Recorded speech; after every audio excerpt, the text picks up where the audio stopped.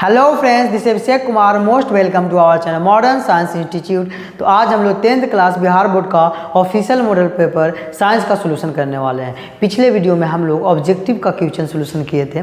इस वीडियो में हम लोग सब्जेक्टिव जितने भी क्वेश्चन है उसके क्लियर करने वाले हैं। देखिए, सबसे पहले हम लोग बात कर ले तो इस वीडियो में हम लोग सिर्फ फिजिक्स का सोल्यूशन करने वाले हैं सब्जेक्टिव का। बात यह है कि आप केमिस्ट्री और बायोलॉजी है ना, फिजिक्स केमिस्ट्री बायोलॉजी तीनों का सब्जेक्टिव सोल्यूशन करने में टाइम थोड़ा ज़्यादा ही हो जाएगा, है ना। वीडियो शूट करने में प्रॉब्लम क्रिएट हो जाते हैं। तो सबसे पहले हम लोग क्या करेंगे, फिजिक्स का जितना भी सब्जेक्टिव क्वेश्चन है, लघु उत्तरीय दीर्घ उत्तरीय प्रश्न, उसका पूरा करेंगे। उसके बाद नेक्स्ट वीडियो में आपका केमिस्ट्री का और बायोलॉजी का, है ना, जो लघु उत्तरीय और दीर्घ उत्तरीय प्रश्न आपका बचेगा उसका हम लोग पूरा करेंगे, है ना। तो हम लोग आज सिर्फ फिजिक्स का ही सब्जेक्टिव क्वेश्चन करने वाले हैं। तो चलिए, आपका पहला क्वेश्चन क्या बोलता है ना, बोलता है चुंबकीय क्षेत्र रेखाओं के किन्हीं दो गुणों को लिखें। तो चुंबकीय क्षेत्र के दो गुण क्या होते हैं। तो पहले नंबर आपको तो पता ही है, चुंबकीय क्षेत्र में उत्तरी ध्रुव से चुंबकीय रेखाएं निकल करके दक्षिणी ध्रुव की ओर पहुंचती है। तो आप यहाँ देख रहे हो, लेकिन आप यहाँ से ये जो लाइन गया अंदर की ओर दक्षिणी ध्रुव से, है ना, दक्षिणी ध्रुव से उत्तरी ध्रुव की ओर, है ना, उत्तरी ध्रुव की ओर चुंबकीय रेखाएं आते हैं। ध्यान से देखिएगा, अगर जो ऑब्जेक्टिव भी आ जाते हैं यहाँ से जी, है ना, चुंबक के अंदर की बात किया जाए तो चुंबकीय रेखाएं दक्षिणी ध्रुव से उत्तरी ध्रुव की ओर आती है। लेकिन अगर जो ये मैग्नेट के मतलब चुंबक के बाहर की बात किया जाए तो उत्तरी ध्रुव से दक्षिणी ध्रुव की ओर आपका चुंबकीय क्षेत्र रेखाएं प्रवेश करती है ना। तो देखिए, तो होता क्या है इसका जो वक्र रेखाएं हैं, आपका ये वक्र रेखाएं दिख रहा है वो बंद होता है। क्या होता है आपका? बंद, है ना, क्लोज लूप होता है। इसका जो आपका चुंबकीय क्षेत्र की रेखाएं हैं ये क्या है? बंद आकृति का है, देख लो आप, है ना, ये बंद वक्र रेखा होता है। दूसरा क्या बोल सकते हो आप, ये तो पहला गुण हो गया। दूसरा गुण आपका क्या होगा? दूसरा गुण आप ये बोल सकते हो कि देखिए, आपका चुंबकीय क्षेत्र रेखाएं जितना नज़दीक रहेगा, जितना पास रहेगा, वहाँ पे चुंबकीय क्षेत्र की प्रबलता अधिक होगी। देखिए, तो ऑब्वियसली होता क्या है, जहाँ ध्रुव है चुंबक का वहाँ जो है चुंबकीय क्षेत्र रेखाएं आपको पास नज़र आ रहा होगा। एग्जैक्टली में फिगर में अगर जो बात किया जाए तो थोड़ा फिगर रॉन्ग है ना। अगर चुंबक का रेखाएं यहाँ से और बीच से कहीं से नहीं निकलते हैं, एग्जैक्टली ध्रुव से ही निकलते हैं, है ना, फिर चारों ओर फैल जाते हैं। तो आपका ध्रुव के पास जो रेखाएं होते हैं पास होते हैं, है ना। तो चुंबकीय क्षेत्र का होगा यहाँ पे प्रबल ज़्यादा होगा, है ना। और जो जैसे दूर जाता है तो क्या होते हैं, डिस्टेंस जो होता है, मतलब बोला जाए तो चुंबकीय क्षेत्र रेखाएं की दूरियां बढ़ने लगती है। तो यहाँ पे चुंबकीय क्षेत्र रेखाएं की प्रबलता कम होती है, मतलब चुंबकीय क्षेत्र की प्रबलता कम होती है, रेखाएं क्योंकि यहाँ दूर हो जाते हैं। और फिर ध्रुव के पास आए तो वहाँ पे चुंबकीय क्षेत्र की प्रबलता बढ़ जाता है। तो आपका दो गुण ये हो गया, पहला कि वह चुंबक का जो चुंबकीय क्षेत्र रेखाएं होते हैं बंद वक्र में होते हैं। दूसरा क्या है आपका कि चुंबकीय क्षेत्र जहाँ मतलब कि चुंबकीय क्षेत्र रेखाएं जो चुंबक का क्षेत्र का रेखाएं होते हैं नज़दीक रहेगा, पास रहेगा, तो वहाँ चुंबक क्षेत्र का प्रबल बढ़ जाएगा, है ना, चुंबक का गुण बढ़ जाएगा। तो चलिए, इसका ये तो पहला क्वेश्चन हो गया, लेकिन इसका चलिए पढ़ लेते हैं हम लोग। पहला गुण क्या बोलता है, किसी चुंबक के चुंबकीय क्षेत्र में क्षेत्र रेखाएं एक संतत बंद वक्र में होता है, कंटिन्यूअस क्लोज लूप, लगातार, है ना, और वे चुंबक के उत्तरी ध्रुव से निकलकर दक्षिणी ध्रुव में प्रवेश करती है और पुनः चुंबक के भीतर होती हुई उत्तरी ध्रुव पर वापस आ जाती है ना। चुंबक के अंदर क्या बोले हम कि दक्षिण ध्रुव से उत्तर ध्रुव की ओर चलता है और चुंबक के बाहर उत्तर ध्रुव से दक्षिण ध्रुव की ओर चलता है चुंबकीय क्षेत्र रेखाएं, है ना। सेकेंड गुण क्या है आपका, ध्रुवों के समीप क्षेत्र रेखाएं घनी होती है, परंतु ज्यों उनकी दूरी ध्रुवों से बढ़ती जाती है उसका घनत्व घटता जाता है। इसका मतलब चुंबकीय क्षेत्र की प्रबलता भी कमते जाएगा, है ना। तो ध्रुव पे चुंबकीय क्षेत्र की प्रबलता अधिक होती है। तो आपका पहला क्वेश्चन आई होप क्लियर होगा, है ना। तो चलिए, नेक्स्ट वन क्वेश्चन आपको क्या बोलता है, बायोगैस संयंत्र क्या है। बायोगैस क्या है जी, है ना, थोड़ा फिगर क्यों आते हैं हम लोग। तो बायोगैस क्या है, देखिए, ये इस तरह से बायोगैस तैयार किए जाते हैं। बायोगैस में जनरली मेथेन होते हैं, है ना, मेथेन होते हैं, कार्बन डाइऑक्साइड होता है CH4, मुख्य रूप से मुख्य अवयव आपको मेथेन ही है ना, कार्बन डाइऑक्साइड भी होते हैं इसमें, और हाइड्रोजन भी शायद निकलता है ना जी। तो अब क्या होता है, यहाँ पे कर्दम जो दिख रहा है, कर्दम मतलब कि यहाँ पे गोबर और पानी को मिक्सचर किया जाता है, गोबर, है ना, एक जैविक रसायन के द्वारा, जैविक विधि के द्वारा तैयार किया जाता है बायोगैस, है ना। बायोगैस हम लोग ईंधन के रूप में यूज करते हैं, है ना।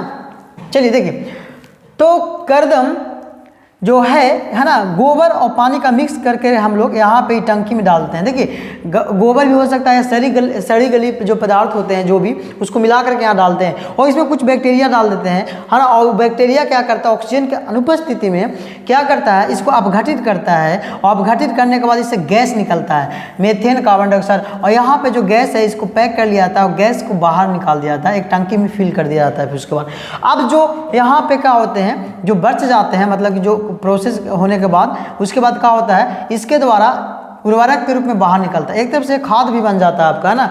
दो एडवांटेज यहाँ पे दिखते हैं, तो ये बाहर निकल जाता है ना। तो यहाँ पे आपको मिल गया बायोगैस। बायोगैस के गोबर गैस ही बोला जाता है। क्या बोला जाता है, गोबर गैस। तो ये कंसेप्ट आई होप क्लियर होगा आपका, है ना। तो चलिए नेक्स्ट वन क्वेश्चन की ओर चलते हैं हम लोग। देखिए बायोगैस प्लांट में पशुओं को व्यर्थ पदार्थ या एनर्जी क्रॉप्स के उपयोग से बायोगैस बनाई जाती है, ये तो बक चुके हैं हम लोग। हाँ, तो तीसरा नियम क्या बोलता है आपका जी, बोलता है ओम के नियम में कौन राशि अचर रहता है, व्याख्या करें। तो सबसे पहले ओम के नियम क्या बोलते हैं जी, है ना, ओम के नियम। तो शंकर भगवान वाला ओम नहीं जी, ओम एक साइंटिस्ट थे, है ना, जॉर्ज साइमन ओम। तो ओम क्या बोले थे कि अगर जो किसी स्थिर तापमान पर, है ना, किसी भी चालक से विद्युत धारा प्रवाहित किया जाता है तो वो विभवांतर का समानुपाती होता है, विभवांतर का समानुपाती होता है। ये बोले थे कौन, ओम चचा बोले थे। मतलब कि बोल सकते हैं हम लोग V directly proportional to I, है ना। देखिए ये हमको कंसेप्ट गलत लगता है, I directly proportional to V बोल दिए, मतलब I समानुपाती है V का। I क्या है आपका, I विद्युत धारा है, V क्या है आपका, विभवांतर है ना। तो जैसे जैसे विभवांतर बढ़ाएंगे, लेकिन कोई कोई बुक, एक मिनट कन्फ्यूज मत कीजिएगा, V directly proportional to I दोनों पॉसिबल हो सकते हैं, लेकिन हमको ज़्यादा अगर जो उचित के हिसाब से बात करें तो ये हमको अच्छा लगता है कंसेप्ट के अनुसार, है ना, ये नहीं लगता है। लेकिन कोई कोई बुक लिख देता है कि दोनों सही है, दोनों में से कोई लिखिए चलेगा, कोई दिक्कत नहीं है। तो देखिए जैसे जैसे विभवांतर को हम लोग बढ़ाएंगे वैसे वैसे आपका विद्युत धारा भी बढ़ता है, तो उसका एक निश्चित रेशियो से बढ़ता है, मतलब कांस्टेंट वैल्यू से बढ़ता है ना। तो आपका एक स्थिर मान क्या होता है जी, तो मान लीजिए जो जैसे जैसे विभवांतर बढ़ाएंगे वैसे वैसे क्या बढ़ता है, धारा बढ़ता है। तो एक स्थिर अनुपात में बढ़ता है, समान अनुपात में बढ़ता है। ओम के नियम बोलते हैं समान अनुपात क्या मान लेंगे, कुछो मान लो, लेकिन कुछो नहीं, यहाँ पे आर मानते हैं। जब इसको बराबर के साइन में लाएंगे तो यहाँ पे हम लोग आर मान लेंगे। ये है आपका स्थिर वैल्यू, मतलब कि जिसको अचर बोलते हैं, वो राशि अचर होता है, स्थिर होता है, इसको कांस्टेंट बोलते हैं हम लोग। तो ये आपका क्या है, अचर राशि है। क्या है, अचर, ये नहीं बदलता है, ये नहीं बदलता है, अचर राशि इसको हम लोग बोलते हैं, है ना। राशि इधर से लिखाएगा जी।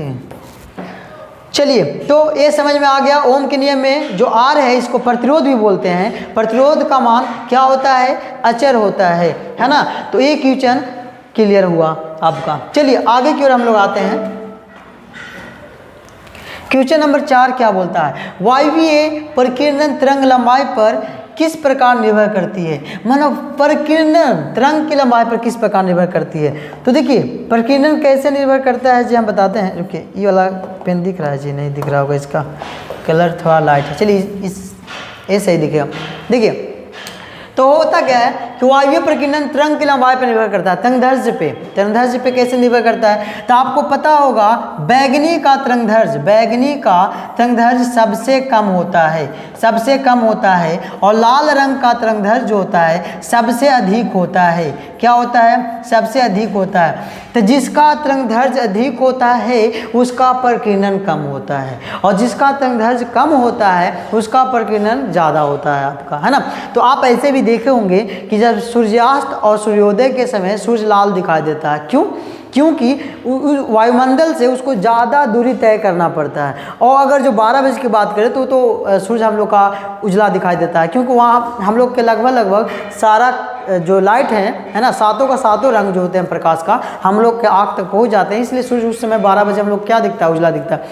लेकिन सूर्योदय सूर्यास्त के समय लाल इसलिए दिखते हैं। अभी हम क्या बोलें कि जिसका तरंगदैर्ध्य अधिक होता है उसका प्रकीर्णन कम होता है, जिसका तरंगदैर्ध्य कम होता है उसका प्रकीर्णन ज़्यादा होता है।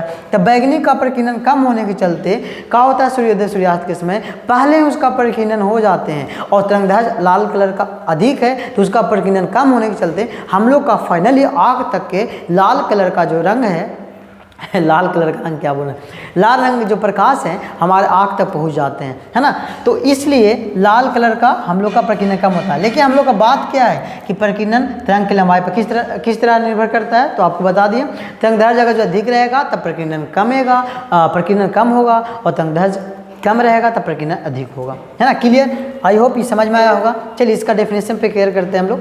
किसी रंग का प्रकीर्णन उसकी तरंगदैर्घ्य पर निर्भर करता है तथा जिस रंग के प्रकाश की तरंगदैर्घ्य सबसे कम होती है उसी रंग का प्रकीर्णन सबसे अधिक, तथा जिस रंग के प्रकाश की तरंगदैर्घ्य सबसे अधिक होती है उस रंग का प्रकीर्णन सबसे कम होता है। चलिए अब हम लोग अगला क्वेश्चन की ओर आते हैं। क्या बोलता है आपको, नेत्र की असमंजन क्षमता से क्या अभिप्राय है। अब असमंजन की क्षमता क्या होते हैं, इंग्लिश में इसको पावर ऑफ एकोमोडेशन बोलते हैं, है ना, पावर ऑफ एकोमोडेशन। अब क्या है जी, तो नेत्र की असमंजन क्षमता क्या होते हैं। चलिए बात करते हैं असमंजन क्षमता की। तो आपको एक हम फिगर मान लो, इसको आप नेत्र गोलक है आपका, है ना, ये आँख का नेत्र गोलक है। तो आपको पता है लेंस रहता है यहाँ पे लगा हुआ, वो भी उत्तल लेंस रहता है। तब ध्यान समझिएगा, पीछे साइड में आपका क्या रहता है, ये वाला जो आपको स्क्रीन रहता है, स्क्रीन नहीं बोलिए, एक तरफ से स्क्रीन है ही, रेटिना रहता है। क्या रहता है, रेटिना, है ना। तो जो रेटिना है, अब यहाँ पे बात कीजिएगा कि हम लोग का आँख में जो प्रतिबिंब बनता है किसी वस्तु का, रेटिना पर बनता है कि ना। तो अगर जो कोई भी वस्तु अनंत पे रखा हुआ हो तो अनंत से आता हुआ प्रकाश की किरणें समांतर होते हैं। तो अनंत पे भी रखा होगा वस्तु तब भी कहाँ बनेगा प्रतिबिंब, रेटिना पे बनेगा, है ना। ध्यान समझिएगा, मान लीजिए इस लेंस का फोकस यहीं पे है ना, तो जब अनंत पे रखा होगा तब भी प्रतिबिंब कहाँ बनेगा आपका, रेटिना पे बनेगा। लेकिन मान लो आप नज़दीक वस्तु रख दिया जाए तो नज़दीक से तो प्रकाश किरणें समांतर नहीं आते हैं जी। तब क्या होंगे, यहाँ से प्रकाश जो निकलेंगे अपसरित होकर के निकलेंगे। अपसरित होकर के निकलेंगे तो आपको पता होगा कि फिर ये कुछ ज़्यादा दूर पर जा कर के मिलेंगे, जो कि रेटिना के भी पार कर जाएगा। मैं रेटिना का पार नहीं करते, लेकिन रेटिना का पार मिलेगा मतलब ना। तो यहाँ पे तो मिल नहीं पाएगा रेटिना पे, तो रेटिना के आगे चला जाएगा आपका लाइट। तो यहाँ पे रेटिना पे लाने के लिए क्या करना पड़ेगा, इसका फोकस दूरी कम करना पड़ेगा। तो फोकस दूरी कम हम लोग कैसे कर सकते हैं, तो लेंस का मोटाई को जो मोटाई है उसको बढ़ा देंगे, है ना। और लेंस अगर जो मोटा करेंगे तो उसको फोकस दूरी कमेगा, और पतला करेंगे तो फोकस दूरी बढ़ेगा, है ना। तो अब ध्यान समझिए, चाहे वस्तु अनंत पे रखा हो, चाहे वस्तु नज़दीक रखा हो, चाहे वस्तु कहीं भी दूर रखा हो, चाहे वस्तु कहीं भी नज़दीक रखा हो, आपके आँख देखने में सक्षम हो जाता है। ऐसे कैसे होता है, तो लेंस जो है ना, लेंस जो अपना फोकस दूरी बदलता है ना, सिलियरी मांसपेशिया की सहायता से। तो अब फोकस दूरी बदलता है, तो आप पता है अभी कि लेंस अगर जो मोटा हो तो उसका फोकस दूरी कम होता है। कैसे, तो आपको पता हो, देखिए एक गोला से ही तो प्राप्त किया हम लोग। तो देखो इसका अगर जो हम लोग गोला ड्रा करें तो कुछ ऐसा होगा, आपको देख लो। लेकिन अगर इसी को पतला कर दें हम लोग तो कुछ ऐसा पतला होगा। तो अब इसका गोला ड्रा कीजिए, लगभग क्या हो जाएगा, थोड़ा इससे थोड़ा बड़ा होगा आपका, है ना, देखिए, है ना। तो अब इसका केंद्र यहाँ होगा तो फोकस ऑब्वियसली इसका आधा यहाँ होगा। तो मतलब इसके तुलना में फोकस क्या है, ए वाला ज़्यादा है ना। तो पतला लेंस होता है तो फोकस बढ़ जाते हैं, और मोटा लेंस होता है तो फोकस कम जाते हैं, है ना। तो अब ध्यान से देखिए, तब लेंस का पतला मोटा होना मतलब कि, और प्रतिबिंब को सही से रेटिना पे व्यवस्थित करना, यही तो कहलाता है आपका असमंजन क्षमता। क्या कहलाता है, असमंजन क्षमता। मतलब वस्तु चाहे अनंत पे रखा हो या नज़दीक रखा हो, है ना। तो चलिए डेफिनेशन की ओर हम लोग चलते हैं। क्या बोलता है आपका, नेत्र की समंजन क्षमता वह क्षमता होती है जिसके कारण आंख अपनी फोकस दूरी को समायोजित करके निकट और दूर की वस्तुओं को रेटिना पर फोकस करता है ना। तो मुझे आशा है एक ही क्वेश्चन समझ में आ गया होगा। अब हम लोग चलते हैं नेक्स्ट क्वेश्चन की ओर।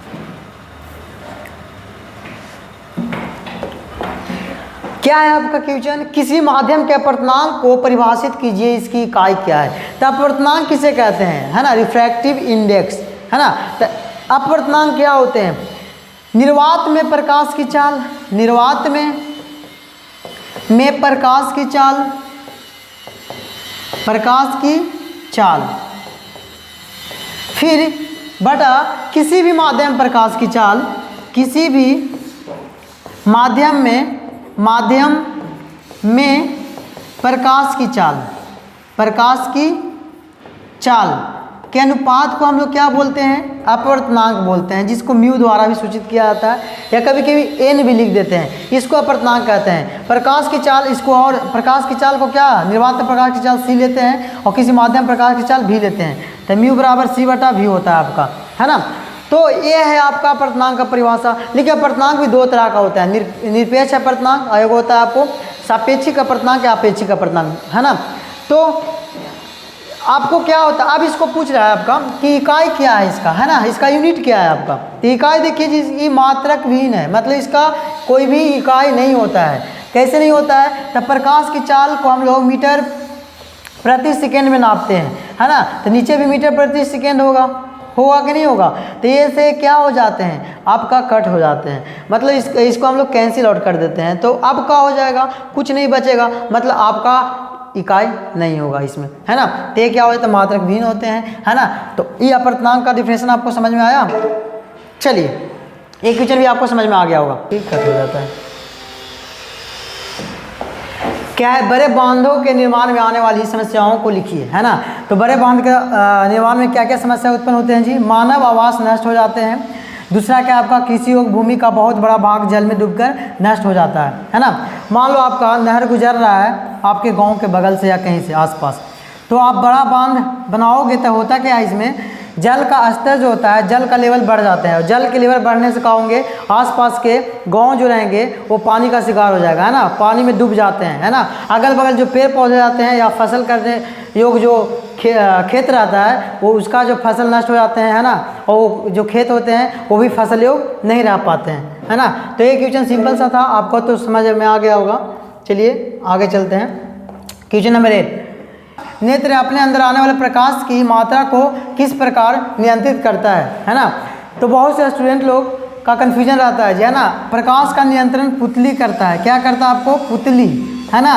कितने लोग स्टूडेंट्स जो होते हैं क्या परितारिका मार देते हैं, आयरिस, क्या आयरिस। तो आयरिस आपका गलत होगा जी, आयरिस प्रकाश का नियंत्रित नहीं करता, आयरिस पुतली का नियंत्रित करता है ना। देखिए आप फिगर से अच्छा समझिएगा आप, देखो आप ये समझो, ये प्यूपिल मतलब ये पुतली है आपका, पुतली क्या है जी, आपका एक छेद है ना। तो यहाँ पे दिख रहा होगा आपका ये जो आपका पुतली है वो बड़ा है, यहाँ पे छोटा है। तो बड़ा कैसे है, जब आपको प्रकाश की मात्रा कम रहता है, मतलब थोड़ा अंधेरा कमरा में हो जहाँ उतना प्रकाश नहीं है ना, डिम प्रकाश है, तो आपका पुतली का हो जाता है, बड़ा हो जाता है। और जब आप बहुत ज़्यादा प्रकाश वाले एरिया में जाते हो तो आपका पुतली का हो जाता है, छोटा हो जाता है। तो देखिए छोटा होने से मतलब क्या है आपका, देखो यहाँ पे आपको आइरिस दिख रहा है, ये आइरिस का जो मोटाई है क्या हो गया जी, बढ़ गया। देखिए आप इसका एरिया इसमें कम है ना। इसका मतलब कि पुतली का साइज कौन कम बेसी कर रहा है, आइरिस कर रहा है आपको, है ना। और ये पुतली छोटा कब होता है, जब प्रकाश ज़्यादा रहता है। तो अब मान लो कि यहाँ पे आपका ये छोटा पुतली हो गया तब का है और ये बड़ा पुतली है, तब इससे प्रकाश का होंगे, इससे प्रकाश आपका कम पास करेंगे और बड़ा पुतली से प्रकाश ज़्यादा पास करेंगे। तो अगर जो ज़्यादा तीव्र प्रकाश में आप जाओगे और पुतली बड़ा ही रहेगा तो क्या होगा, आपका रेटिना डैमेज कर सकता है। रेटिना क्या होगा जी, आपको डैमेज कर जाएंगे। लेकिन अब जब जैसे हम लोग बाहर तीव्र प्रकाश में निकलते हैं तो पुतली छोटा हो जाने से क्या होता है, आपका प्रकाश के जो इंटेंसिटी है, मतलब प्रकाश का मात्रा कम जाते हैं, जिससे आपका रेटिना डैमेज नहीं हो सकते हैं, है ना। तो आपको प्रश्न क्या था, नेत्र अपने अंदर आने वाले प्रकाश की मात्रा को किस प्रकार नियंत्रित करता है, तो पुतली के द्वारा होता है ना। पुतली बड़ा छोटा होता है तब प्रकाश नियंत्रित होता है ना जी। तो चलिए आगे नेक्स्ट क्वेश्चन की ओर आते हैं। एक तो समझ में आ गया होगा आपका। क्वेश्चन नंबर 9 क्या है, प्रतिवर्ती धारा एवं दिष्ट धारा से क्या समझते हैं, इनमें अंतर स्पष्ट करें, है ना। प्रतिवर्ती धारा क्या होते हैं और दिष्ट धारा क्या होते हैं, है ना जी। तो चलिए समझते हैं। प्रतिवर्ती धारा एसी, इसको एसी बोलते हैं, और दिष्ट धारा को डीसी बोलते हैं, अल्टरनेटिंग करंट और डायरेक्ट करंट, है ना। तो एसी क्या होता है, डीसी क्या होता है। तो देखिए जी, डीसी मीन्स बैटरी बोल सकते हो, बैटरी से जो करंट पास होता है क्या होता है, डीसी होता है आपका। तो मान लो आपका क्या है, चलो एक बैटरी कनेक्ट कियो, ये आपका डीसी सोर्स है। अब जब बल्ब लगाओगे, बल्ब कनेक्ट करोगे तो आपको पता होगा कि प्लस है माइनस आपका, ठीक है। तो इसमें विद्युत धारा प्रवाह किधर से होता है, प्लस से माइनस की ओर। मतलब कि दिष्ट धारा की बात करें, ये है आपका डीसी जी, क्या है आपका डीसी। तो डीसी में धारा किधर से प्रवाहित होता है ना, तो धनात्मक से ऋणात्मक की ओर, है ना। लेकिन एक ही दिशा में ही धारा प्रवाहित होता है। लेकिन एसी में क्या होता है आपको बताते हैं। एसी का सोर्स ऐसे लिया आता है आपका, ये एसी है। अब मान लो एक बल्ब से जोड़ देते हैं, चलिए ये आपका एसी है। मान लो ये प्लस ले, ये माइनस ले लिया आप, है ना। तो होता क्या है एसी में ना, एसी में होता ये है कि एक समय आपका करंट ग्रेजुअली धीरे धीरे बढ़ता है। मान लो कि 0 है ना, 0 से आपको 5 एम्पियर तक बढ़ा, कितना 5 एम्पियर तक, है ना। और फिर बढ़ते बढ़ते फिर धीरे धीरे कमता है ना, कम करके एक पॉइंट पे 0 आ जाता है ना। अब जैसे ही 0 आया तो देखिए अभी नेगेटिव रीजन में जाएगा, मतलब कि अभी नेगेटिव में चला जाएगा, माइनस में। तो देखिए अब ये जो प्लस वाला था आपका क्या बदल जाएगा, ये माइनस हो जाएगा, और माइनस वाला क्या हो जाएगा आपका प्लस हो जाएगा। तो ये यहाँ पे क्या हो जाएंगे, प्लस वाला माइनस और माइनस वाला प्लस। तो अब इधर से माइनस में हल्का हल्का बढ़ेगा करंट आपका, और धीरे धीरे क्या हो जाएंगे, कम जाएंगे, है ना। एसी में देख रहे हो आप, एसी में आपका विद्युत धारा का मान धीरे धीरे क्या होते हैं, बढ़ते हैं, और अचानक से फिर कमते हैं, और फिर से माइनस की ओर बढ़ते हैं, और फिर कमते हैं, है ना। इसका मतलब देखो आपको यहाँ पे दिख रहा है ऐसे एक साइकिल पूरा हुआ। कितना साइकिल पूरा हुआ, एक साइकिल। हाफ जो है आपका पॉजिटिव का है और हाफ निगेटिव का है। ऐसा ऐसा आपका साइकिल कितना बार होते हैं, 50 बार। कितना, 50 हर्ट्ज का धारा प्रवाहित होता है। ये एसी का होता है। और एसी में आप देखोगे बल्ब जब कनेक्ट करते हो तो क्या होता है, आप बल्ब में ना ही पॉजिटिव टर्मिनल देखते हो ना नेगेटिव टर्मिनल। आप धनात्मक ऋणात्मक देखते हो नहीं, बल्ब किधरों को फिक्स कर दोगे तो आपको जलेगा। लेकिन बैटरी में आपको नेगेटिव और पॉजिटिव देखना पड़ता है जी। इसका मतलब ये है कि इसमें विद्युत धारा एक ही दिशा में प्रवाहित होता है। और इसमें आपका देख रहे हो प्लस माइनस भी हो जा रहा है, माइनस प्लस भी हो रहा है, मतलब इसका डायरेक्शन चेंज होते रहता है, इसका दिशा बदलते रहते हैं, है ना। तो हमारे देश में जो भारत में 50 हर्ट्ज का विद्युत धारा प्रवाहित होता है ना। तो ये आपका एसी करंट हुआ, और ये आपका डीसी करंट हुआ। डीसी का अगर जो ग्राफ देखें तो हम लोग कुछ ऐसे जाएगा डीसी का ग्राफ। देखिए डीसी में क्या होता है, डीसी में मान लो आप 5 एम्पियर की धारा प्रवाहित कर रहे हो, ये 5 एम्पियर का धारा। तो देखिए आपका स्टेट ग्राफ है ना, इसका जो मात्रा है कम या बढ़ सकते हैं, है ना। लेकिन इसका जो दिशा है विद्युत धारा का एक ही दिशा होता है ना, ये चेंज नहीं करता है। तो आपका प्रतिवर्ती धारा और दिश धारा में अंतर था तो समझ में आया होगा, है ना। चलिए इसका डिफिनेशन पे हम लोग गौर करते हैं। डिफिनेशन क्या बोलता है आपका, प्रतिवर्ती धारा पहले देख लेते हैं। एसी प्रत्यावर्ती धारा वह धारा है जो किसी विद्युत परिपथ में अपनी दिशा बदलती रहती है। और भारत में घरों में प्रयुक्त प्रतिवर्ती धारा की आवृत्ति 50 हर्ट्ज होती है, अर्थात 1 सेकेंड में 50 बार दिशा बदलती है। अब आपको बोले हम कि एक साइकिल पूरा करता है ना 50। अब ऐसा ऐसा क्या बार 50 बार, 1 सेकेंड में 50 बार। आप बोलते हो सर 50 बार, मान तो इसका विद्युत धारा का मान एक समय 0 भी हो रहा है, तो 0 हो रहा है तो बल्ब तो बुझ जाता होगा, है ना, ग्लो करना बंद कर देता होगा। तो हाँ ऑब्वियसली ऐसा होता है, लेकिन हम लोग को दिखाई क्यों नहीं देता है। तो 1 सेकेंड में 50 बार जलता है और फिर क्या होता है, बुझता है। तो 50 बार मतलब समझ रहे हो 1 सेकेंड में, हम लोग जज नहीं कर पाते हैं, है ना। चलिए अब हम लोग डीसी, है ना, दिष्ट धारा क्या है। दिष्ट धारा वह धारा है जो सदैव एक ही दिशा में बहती है, और वह जिसकी ध्रुवीयता नियत रहती है। और इसका ध्रुवीयता नियत रहती है मतलब कि प्लस से हमेशा माइनस की विद्युत धारा प्रवाहित होता है, इसमें चेंज नहीं होते हैं इसका ध्रुव, है ना। लेकिन एसी में ध्रुव क्या होते थे, चेंज होते थे, प्लस माइनस हो जाता था, माइनस प्लस हो जाता था। चलिए ये आपका फाइनल क्वेश्चन है ना। अवतल दर्पण की फोकस दूरी निकालने की एक विधि का वर्णन करें। अब मान लो आपको अवतल दर्पण दे दिया है, उसका फोकस दूरी ज्ञात करना है, तो कैसे ज्ञात करो। देखिए ये आपका एक्सपेरिमेंट क्या आ गया है क्वेश्चन जी, है ना। आपका क्या प्रैक्टिकल कॉपी लिख रहे होगे तो ये क्वेश्चन भी देता है ना आपको प्रैक्टिकल कॉपी लिखने के लिए। तो देखिए अब हम लोग फिगर से अच्छा समझेंगे जी। ये आपका फिगर देखो, हम लोग फोकस कैसे फाइंड करते हैं, फोकस दूरी कैसे फाइंड करते हैं। देखो एक खिड़की है आपका, विंडो से जब लाइट आते हैं तो पता है ये मान लो ये जो आपका पेड़ दिख रहा है वो अनंत पे है। कहाँ पे है, अनंत पे है। तो अनंत से आता हुआ प्रकाश के किरणें क्या आते हैं, समांतर आते हैं, आपको पता होगा समांतर आते हैं। देखिए उस साइड से आ रहा है लाइट, अगर जो बात करें तो, है ना, कुछ एंगल पर रखेंगे कि ये देखो ये क्या है आपका, ये है आपका अवतल दर्पण है, सॉरी ये क्या है आपका जी, ये है आपका अवतल दर्पण, अवतल दर्पण, है ना। ये क्या है आपका, ये स्क्रीन लगा हुआ आपका पर्दा मान लो, है ना, जिस पे आपको इसका तस्वीर प्राप्त करना है ना। तो ये स्टैंड है, मतलब ये स्क्रीन है, आपका पर्दा है। तो देखो अब समांतर किरण पुंज वहाँ से आएंगे, है ना, उस साइड से आएंगे, तो अब होगा यूँ कुछ कि यहाँ पे एक बिंदु पे आकर के क्या कर देगा, ये एक बिंदु पे आकर के यहाँ पे मिलाएगा, है ना। अब एक बिंदु पे आएंगे, यहाँ पे एक बिंदु पे आएंगे बोले तो यहाँ पे इसका उल्टा इमेज दिखाई देगा। उल्टा मतलब कि जो प्लांट से आपका पेड़ है जो उल्टा हो जाएगा, है ना। देखो वैसा तो सेम फोटो को भी नहीं छाप सकते हैं, आप लोग समझ सकते हो। तो अब देखो यहाँ पे आपका पर्दा को आगे पीछे करना पड़ेगा, इसलिए क्योंकि जो ये तस्वीर दिख रहा है आपका देन एग्जैक्टली और क्लीन, बहुत साफ, है ना। आपको जो फिगर है बहुत साफ और अच्छा बनना चाहिए और बहुत ही छोटा। छोटा का मतलब कि सबसे छोटा वही हो और क्लीन हो। इसका पर्दा को ऐसा एडजस्ट करना आपको आगे पीछे करके कि एकदम इस जो इसका जो तस्वीर है जो आपका प्रतिबिंब बनेगा एकदम एग्जैक्ट छोटा हो और एकदम क्लीन हो, है ना।